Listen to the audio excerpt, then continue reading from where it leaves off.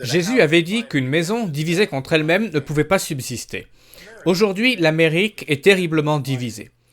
Nous devons probablement remonter à la guerre de sécession pour trouver une telle division dans la nation. Nous savons où cela va nous mener. Nous le savons grâce aux prophéties bibliques, et nous savons que la situation va encore empirer. Les choses iront peut-être mieux brièvement, mais en fin de compte, elles vont continuer de s'aggraver. C'est un défi pour nous tous dans l'Église de Dieu.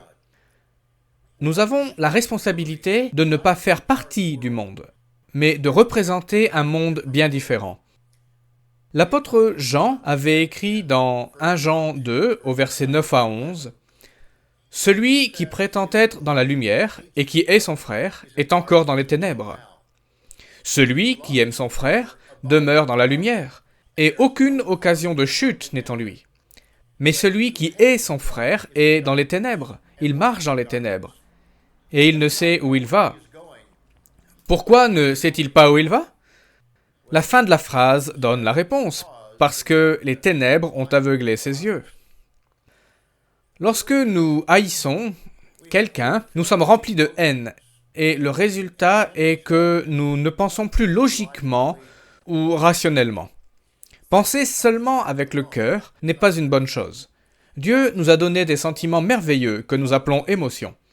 Et il y a l'émotion de l'amour et de l'enthousiasme, mais nous pouvons aussi avoir l'émotion de la haine. C'est une chose à laquelle nous devons faire très attention. Nous nous aimons les uns les autres dans l'Église du Dieu vivant. Je sais que c'est le cas. Je l'ai vu. Et j'entends beaucoup de membres. Je ne vais pas dire que nous avons un amour parfait dans l'Église du Dieu vivant, mais je sais qu'il y a beaucoup d'amour à travers le monde et dans ce pays. Je pense que vous savez tous que j'ai effectué un voyage à travers le monde en février, car j'en ai déjà parlé 2 ou 3 fois.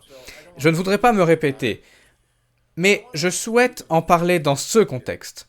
Lorsque j'étais dans la région de Toronto, j'ai pu revoir des gens que je n'avais pas vus depuis plusieurs années, et c'était formidable de voir tous ces visages souriants.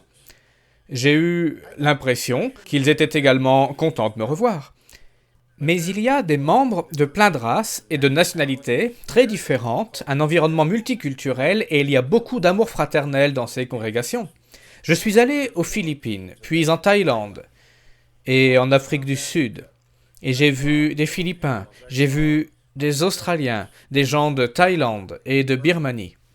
Nous avons des membres là-bas, et nous avons tous le même esprit et le même amour les uns pour les autres. Il y avait aussi des ministres venus de la Malaisie, et en Afrique du Sud, j'ai pu visiter plusieurs congrégations et rencontrer beaucoup de frères et sœurs. Et dans chaque lieu, dans chaque congrégation, il y a des particularités.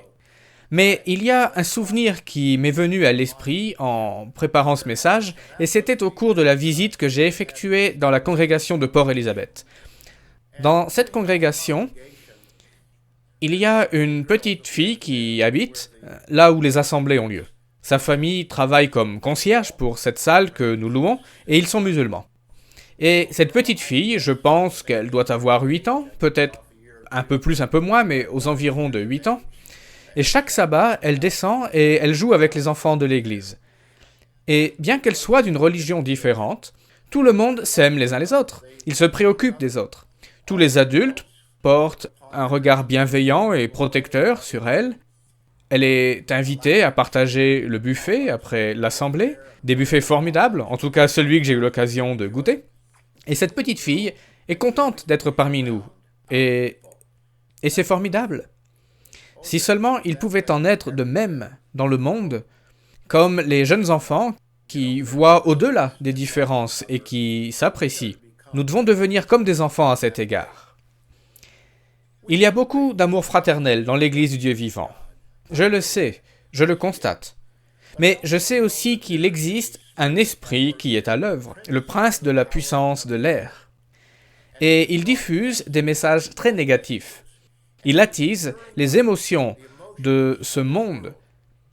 Et il peut en faire de même avec nous si nous lui ouvrons la porte. C'est pourquoi, frères et sœurs, nous sommes chrétiens avant tout, avant quoi que ce soit.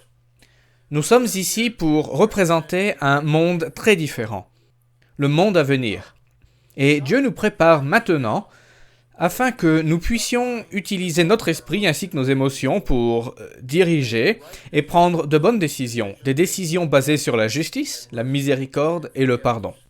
Frères et sœurs, ne laissons donc pas cet esprit nous faire ce qu'il fait actuellement au monde.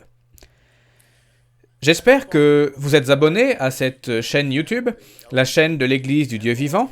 Sinon, tout ce que vous devez faire est d'aller dans le coin en bas à droite et de cliquer sur le bouton s'abonner et de suivre les instructions. Ainsi, vous ne manquerez aucune de ces vidéos. C'était Gerald Weston pour la semaine se terminant le 6 juin 2020. Je vous souhaite une formidable journée et un sabbat profitable.